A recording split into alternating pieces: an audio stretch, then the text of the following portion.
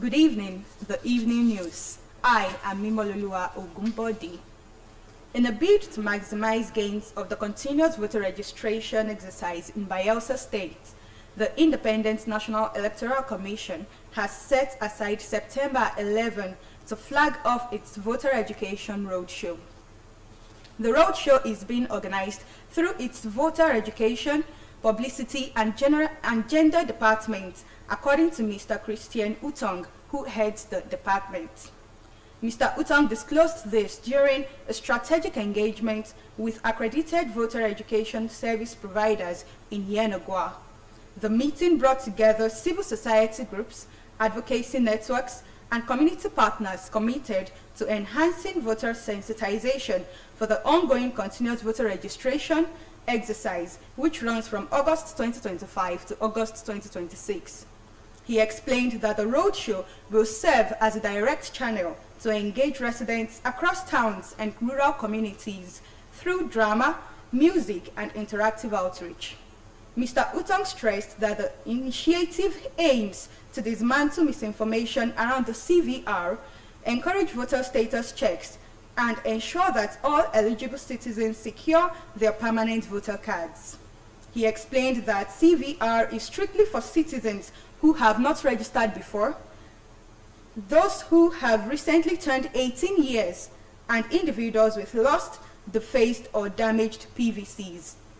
Mr. Utang warned that multiple registration remains an electoral offense and that with the deployment of the automated biometric identification system, which uses both fingerprints and facial recognition, such irregularities will be automatically invalid.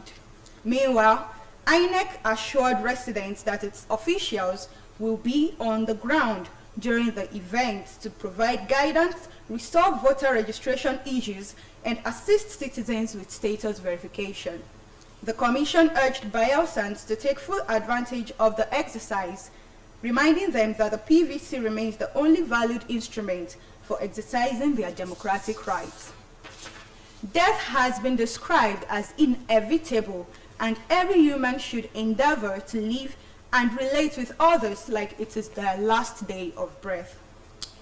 The parish priest of the St. George's Catholic Church of Fatedo, Reverend Father Peter Akinsoya, stated this at the Requiem Mass and rite of final commendation and service for Professor Joseph Agbedaunsi.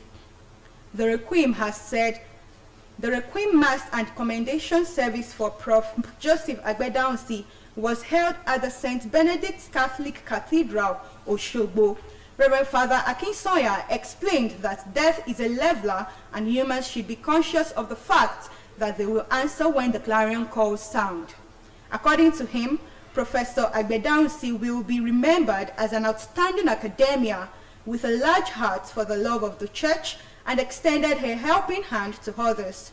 Professor Agbedaunsi, aged 70, was a dedicated researcher and an educator, was a leading authority pharmacognosy and phytomedicine, focusing on drug discovery from medicinal plants. Nigeria Victor Osimhen has been ruled out of Tuesday's crucial 2026 World Cup qualifying match against South Africa in Bloemfontein.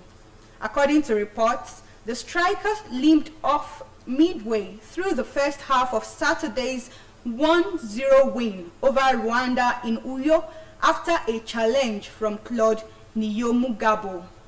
Further updates from the team's camp revealed that Osimhen will not be involved in Tuesday's game after the team doctor assesses his injury.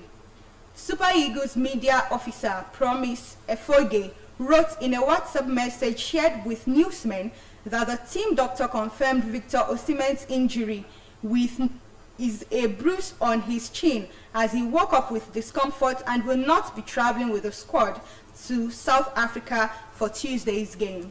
While the striker is expected to return to Galatasaray for further tests and treatment, his absence from the Super Eagles squad against Bafana casts a doubt on the team's strength up front. It would be recalled that he was replaced by Cyril Dessers but the Belgium-born forward did not provide much threat for the Rwandans like Osimhen. Second half substitute Tolu Arokodare made the difference with his 51st minute strike to keep Nigeria's 2026 World Cup hopes alive. Arokodare will be trusted by coach Eric Chell to lead the line for Nigeria on Tuesday.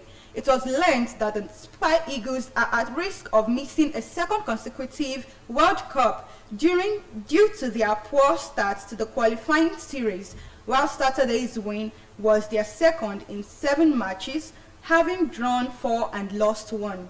The top team in the group will join 8 other African countries that top their respective groups to pick the automatic tickets to the tournament, which will be played in the USA, Canada, and Mexico.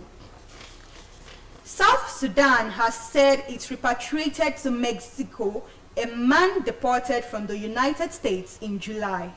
The man, a Mexican identified as Jesus Munoz Gutierrez, was among a group of 8 who have been in government custody in the East African country since their deportation from the U.S. The South Sudanese Foreign Ministry said in a statement that his repatriation to Mexico was carried out by South Sudan's Foreign Ministry in concert with the Mexican embassy in neighboring Ethiopia.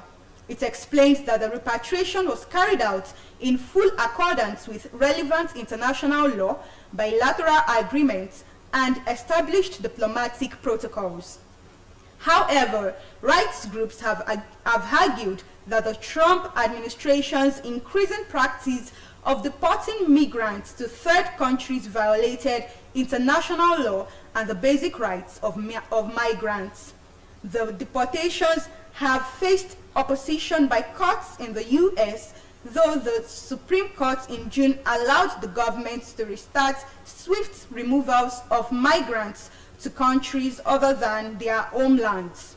It is not clear if Gutierrez and other deportees had access to legal representation. The U.S. Department of Homeland Security has said that he had a conviction for second-degree murder and was sentenced to life in prison. Other African nations receiving deportees from the U.S. include Uganda, Eswatini, and Rwanda. Eswatini, a Southern African, received 5 men with criminal backgrounds in July. That ends the evening news on OSBC TV. Join us at 7 for the Dateline. Good evening.